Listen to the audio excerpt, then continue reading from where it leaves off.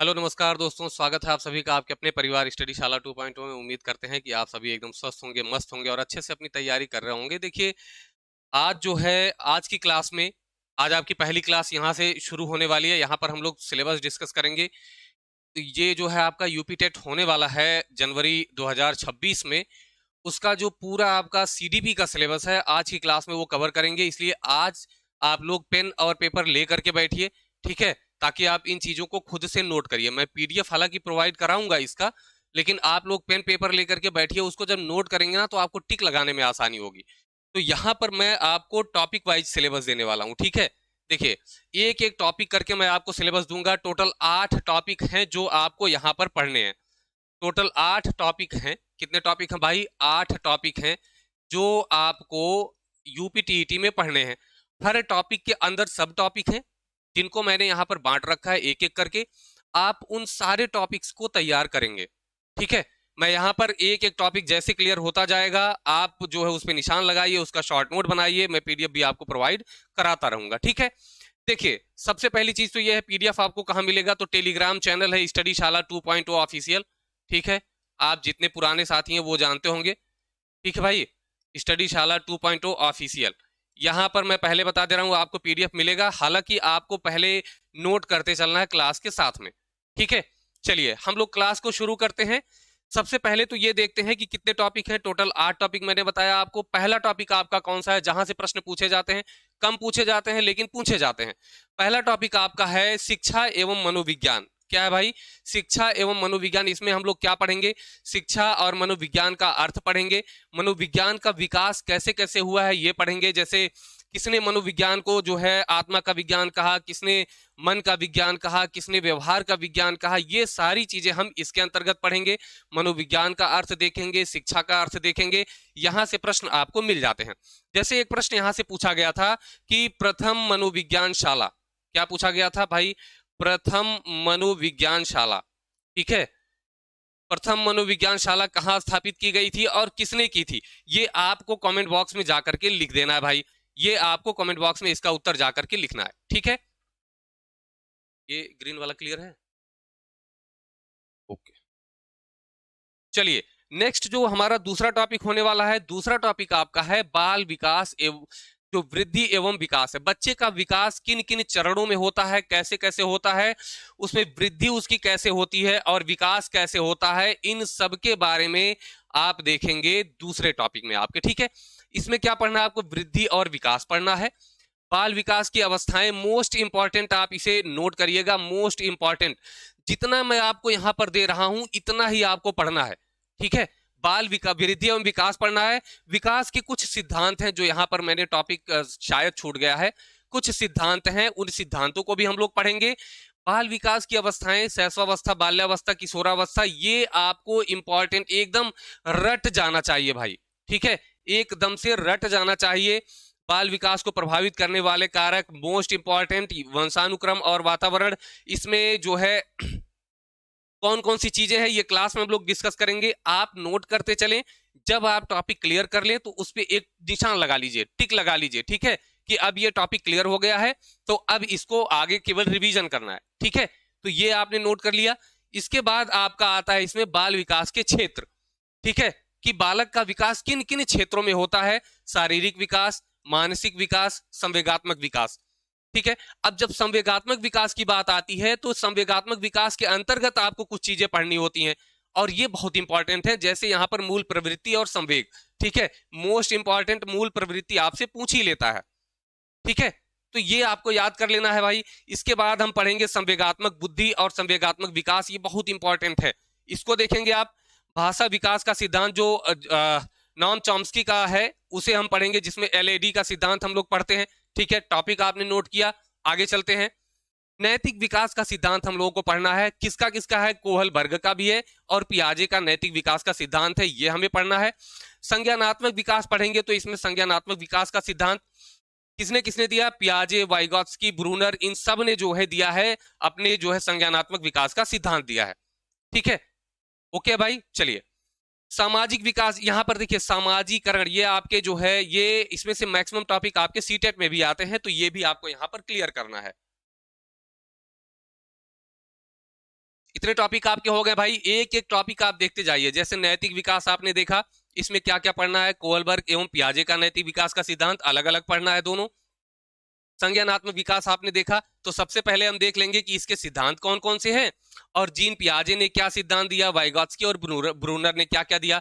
सामाजिकरण एक अलग से हम टॉपिक पढ़ लेंगे, छोटा सा टॉपिक रहेगा। मैं एक एक चीज पे छोटी छोटी क्लास दूंगा ताकि कम समय में आप उसको जब चाहे तब लेकर के उसको रिवीजन कर लें और पढ़ लें, ठीक है। देखिए, आप टेलीग्राम ज्वाइन कर लीजिएगा, यहां पर आपको ये पीडीएफ प्रोवाइड कराई जाएगी। अगला टॉपिक है बुद्धि, ठीक है, मोस्ट इंपॉर्टेंट। यहां से तो प्रश्न पूछे ही जाते हैं। जैसे बुद्धि का संप्रत्यय सर्वप्रथम किसने दिया था, ठीक है, बुद्धि लब्धि का सूत्र पूछ लेता है। तो आइए देखते हैं। सबसे पहले बुद्धि की परिभाषा। परिभाषा सबने अलग अलग तरीके से दी है, तो वो परिभाषाएं आपसे पूछता है। बुद्धि के सिद्धांत हैं, कौन कौन से सिद्धांत हैं, जो जो मैंने यहां पर नोट करे हैं सारे इंपॉर्टेंट हैं। इन सारे सिद्धांतों की आप सूची बनाएंगे, ठीक है। और यहां पे सबसे जरूरी है, सारे सिद्धांतों की सूची आप बनाएंगे और सबसे जरूरी है कि सिद्धांत के प्रतिपादक कौन है, ठीक है। सिद्धांत के प्रतिपादक कौन है, सभी सिद्धांतों के प्रतिपादक आपको एकदम अच्छे से याद होने चाहिए, क्योंकि यही आपसे परीक्षा में, यूपी टेट की परीक्षा में तो यही पूछा जाता है कि कौन सा सिद्धांत, प्रतिपादक उसके।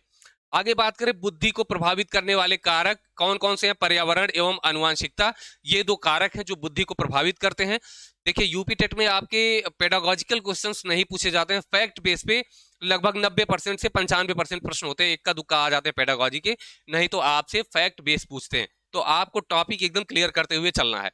बुद्धि का मापन और परीक्षण आपको पढ़ना है, जिसमें क्या आएगा, बुद्धि लब्धि आएगी, बुद्धि लब्धि की सीमाएं हैं और परीक्षण के प्रकार हैं। ये तीन टॉपिक आपके एकदम इंपॉर्टेंट है, जिसमें से पहला टॉपिक तो आपको एकदम क्लियर होना चाहिए। तो अब क्या होगा ना, बुद्धि मापन का एक अलग से बुद्धि मापन की क्लास आ जाएगी, यहाँ इधर की जो है क्लास, ये वाली जो है इतना लेकर के एक अलग से आ जाएगी। तो छोटी छोटी दो क्लास में आपका बुद्धि वाला चैप्टर जो है ये एकदम क्लियर हो जाएगा, ठीक है। नोट किया आपने, वेरी गुड। चलिए आगे चलते हैं। व्यक्तित्व, पर्सनैलिटी, यहां पर से भाई साहब एकदम जबरदस्त जबरदस्त क्वेश्चन बनते हैं। सबसे पहला ये बनेगा आपका कि व्यक्तित्व की परिभाषा, ठीक है। जैसे पर्सोना आपने पढ़ा है ना, तो वही चीज यहां पर आपको अच्छे से पढ़नी है। व्यक्तित्व के प्रकार, ये तो मोस्ट इंपॉर्टेंट है, ठीक है। ये आपको चार्ट बना के मैं अच्छे से दूंगा। उसके बाद है व्यक्तित्व के सिद्धांत, ठीक है। जैसे यहाँ पर फ्रायड वगैरह का सिद्धांत हम लोग पढ़ेंगे। व्यक्तित्व मापन की विधियां, ये आपसे पूछा जाता है। जैसे कुछ जो है व्यक्तित्व मापन की विधियां हैं, कुछ और भी हैं, तो उसमें आपको कंबाइंड करके दे देगा। पूछेगा इसमें निम्न में से कौन सी व्यक्तित्व मापन की विधि है, तो 4 देगा, उसमें से एक व्यक्तित्व मापन की विधि होगी। इस तरीके के प्रश्न पूछे जाते हैं। हालांकि मुझे यहाँ प्रश्न रख देना चाहिए था, मैंने रखा नहीं है क्योंकि क्लास बहुत लंबी हो जाती। आज आपको केवल टॉपिक यहाँ पर मैं क्लियर करने वाला हूँ, ठीक है। पांचवा आपका है सृजनात्मकता, ठीक है। आपका है सृजनात्मकता। यहां पर आप देखेंगे कि परिभाषा इसकी, सृजनात्मकता के प्रमुख तत्व, यहां पर आपको ब्रेन स्टॉर्मिंग मिलेगा, ठीक है। ब्रेन स्टॉर्मिंग देखने को मिलेगा, ठीक है भाई। ब्रेन स्टॉर्मिंग हम लोग यहां पर देखेंगे। और बात करें जो है सृजनात्मक की, इसकी सृजनात्मकता की अवस्थाएं, इसके प्रकार और इसको बढ़ाने की कौन कौन सी विधियां, यही जो मैंने आपको अभी बताया है। तो एक टॉपिक आपका सृजनात्मकता होगा, जिसमें ये सब इस तरीके से कंबाइंड करके आपका क्लियर कराया जाएगा कि ज्यादा समय भी ना लगे और कम समय में ये सारे टॉपिक आपके क्लियर हो जाएं। ओके है, आगे चलते हैं। चलिए नेक्स्ट है, इसमें कुछ और सब टॉपिक हैं, अलग अलग छोटे छोटे टॉपिक हैं जहां से प्रश्न बन जाते हैं और इनको अलग से पढ़ा नहीं जाता, इसलिए छूट जाते हैं। अब यहां पर देखिए, जैसे वैयक्तिक भिन्नता और उसको प्रभावित करने वाले कारक, ठीक है। चिंतन, तर्क और कल्पना, ये तो पूछा जाता है भाई, ठीक है, ये इंपॉर्टेंट है। समस्या समाधान से एक दो बार प्रश्न पूछे गए हैं, जैसे इसकी परिभाषा पूछ ली गई है, इसकी विधियां पूछ ली गई है और इसके समाधान के प्रमुख चरण, 3 चरण है, जिसमें से समस्या समाधान का जो पहला चरण है भाई, वो जो है यहां से पूछा जा चुका है कि निम्न में से कौन जो है समस्या समाधान के प्रथम सोपान का हिस्सा है, ठीक है। तो ये आप यहां पर ध्यान रखेंगे, ये पांचों चीजें आपको मैं पढ़ाऊंगा, याद कराऊंगा आपको किसी तरह से, ठीक है। तो ये आपका एक टॉपिक में आपके ये जो है कवर करने की कोशिश की जाएगी, ठीक। तो ये आपका हो गया जो है जो 5वें टॉपिक से जुड़ा हुआ था, ये आपका हो गया, ठीक। आगे हम बात करें टॉपिक 6, ठीक है। छठा है सीखने का अर्थ एवं सिद्धांत। तो सीखने से भाई अधिगम जो है, देखिए सीखने का अर्थ यहां से भी बार बार प्रश्न पूछे गए हैं। जब क्लास होगी तो उसमें हम प्रश्नों को भी देखेंगे तो एकदम क्लियर हो जाएगा। ठीक, जैसे सीखने या अधिगम का अर्थ और इसको प्रभावित करने वाले कारक ये पूछे जाएंगे। अधिगम की कुछ विधियां हैं जहां से प्रश्न आपके पूछे जाते हैं कि कौन सी विधि के जन्मदाता कौन है, और यहां पर ये होता है कि करके सीखना विधि प्रभावी होती है या कौन सी विधि प्रभावी होती है, ये प्रश्न आपसे पूछा गया है। अधिगम की प्रक्रिया अगर बात करें तो इसमें जो है जो चीजें लिखी गई है ये बहुत इंपॉर्टेंट है। अधिगम वक्र, अधिगम पठार और अधिगम स्थानांतरण, भाई मोस्ट इंपॉर्टेंट टॉपिक। ठीक है, अगर बात करें तो एक क्लास तो इसी पे बन सकती है, अधिगम की प्रक्रिया पे बन सकती है ना। तो हम कोशिश करेंगे कि एक छोटी सी क्लास में ये पूरा एक टॉपिक हम लोग कवर करने की कोशिश करेंगे, अगर हो पाता है। अदरवाइज 2 क्लास में छोटे छोटे बांट करके ये क्लियर कर लिया जाएगा। ठीक है, देखिए आगे चलते हैं। आगे अगर देखें अधिगम के नियम, थॉर्नडाइक का सीखने का नियम आप लोगों ने बहुत पढ़ा है। ठीक है, इसमें मुख्य नियम या जो प्राथमिक नियम है और दूसरा द्वितीयक या गौड़ नियम, ये दोनों नियम आपको पढ़ने होते हैं। यहां से ज्यादातर तो यही पूछ लिया जाता है कि सीखने का प्राथमिक नियम किसने दिया है। ठीक है, यही पूछ लेता है, या सीखने का नियम किसने दिया है, तो थॉर्नडाइक ने दिया है। अधिगम के प्रमुख सिद्धांत कुछ पूछे जाते हैं, कौन कौन से हैं, जैसे थॉर्नडाइक का सिद्धांत, पावलोव का सिद्धांत, स्किनर का सिद्धांत, कोहलर का सिद्धांत, ये सारे सिद्धांत आप नोट करेंगे। और लास्ट में जो अधिगम, ये गैने की अधिगम सोपानिकी है ना, ये मोस्ट इंपॉर्टेंट आपका बनेगा।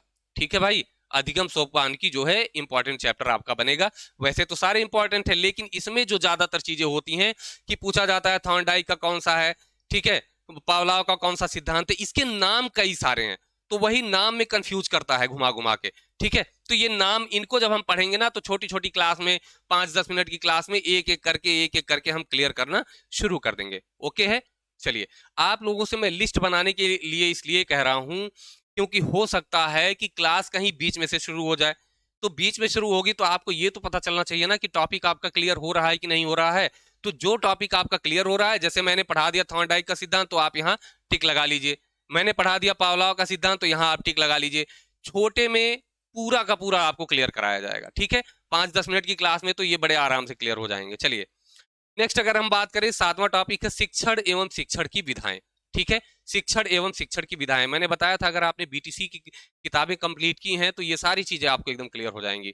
जैसे शिक्षण का अर्थ एवं सिद्धांत है, शिक्षण की विधियां, शिक्षण के सूत्र है, शिक्षण की नवीन विधाएं हैं, ये आपको पढ़नी है। सूक्ष्म शिक्षण से क्वेश्चन पूछे जा चुके हैं, ये आपको पढ़ना है। शिक्षण के आधारभूत कौशल, वाह भाई बहुत बढ़िया प्रश्न है ये। ठीक है, ये टॉपिक, यहाँ से प्रश्न बिल्कुल उठते हैं, तो ये आपको तैयार करना है। शिक्षण के स्तर है, शिक्षण अधिगम सामग्री, टीएलएम जिसको बोलते हैं, शैक्षिक मापन एवं मूल्यांकन, यहाँ से भी कुछ प्रश्न बन जाते हैं। उपलब्धि परीक्षण है, क्रियात्मक शोध एवं शैक्षिक नवाचार, यहाँ से बहुत कम प्रश्न बना है, हो सकता है कि एक आध प्रश्न बन जाए। ठीक है, तो हम लोग इसलिए इसको पढ़ रहे हैं क्योंकि ये आपके सुपर टेट में भी काम आएगा। ठीक है भाई, ये आपके सुपर टेट में भी एकदम पूरा का पूरा काम आएगा। बल्कि सुपर टेट में कुछ और टॉपिक जो है क्या होते हैं, बढ़ जाते हैं। ठीक है, कुछ और टॉपिक इसमें जुड़ जाते हैं। चलिए आगे देखते हैं। देखिए 8वां आपका टॉपिक है समावेशी शिक्षा, इंक्लूसिव एजुकेशन जो है वो भी आपको इसमें पढ़ना है। विशिष्ट आवश्यकता वाले बच्चे हैं, विशिष्ट आवश्यकता वाले बच्चों के लिए कौन कौन सी संस्थाएं चलती हैं, कौन कौन सी अधिगम अक्षमताएं होती हैं, यहां से तो बहुत प्रश्न पूछा जा चुका है, तो ये भी आपको ध्यान में रखना है। ठीक है, कुछ ऐसे जो है केंद्र हैं जो कुछ अक्षमताओं के लिए बने हैं, जैसे मानसिक शोध संस्थान जो है वो कहां पर है। ठीक है, दृष्टि जो है NIOH जो है, NIOH कहां पर है। ठीक है, इसी तरीके से 4 संस्थान है, जब मैं क्लास पढ़ाऊंगा तो आपको सारे एकदम रटवाऊंगा। ठीक है, और ऐसे बताऊंगा कि एकदम देखते ही आपको याद हो जाएगा। ठीक, ये यहां तक जो 8 टॉपिक आपके थे, यही आपके यूपी टेट के जो है सबसे मेन टॉपिक है जो आपको क्लियर करने हैं। ठीक है, ये आपके तैयार है तो आप समझिए CDP का काम आपका एकदम बढ़िया हो गया। आप 20+ क्या 25+ बड़े आराम से मार देंगे।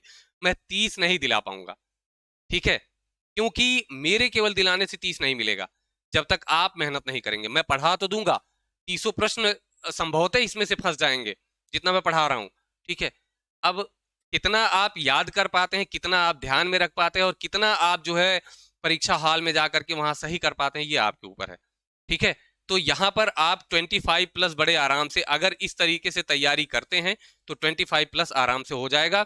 तो मैं ये उम्मीद करता हूं कि आप लोग पेन पेपर लेकर के बैठे होंगे। क्यों? क्योंकि आपको टिक लगाने में आसानी होगी, जो टॉपिक आप क्लियर कर चुके होंगे उसको।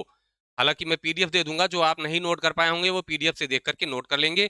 पीडीएफ आप कहाँ पे पाएंगे? स्टडीशाला 2.0 ऑफिशियल के टेलीग्राम चैनल पर आपको मिल जाएगा।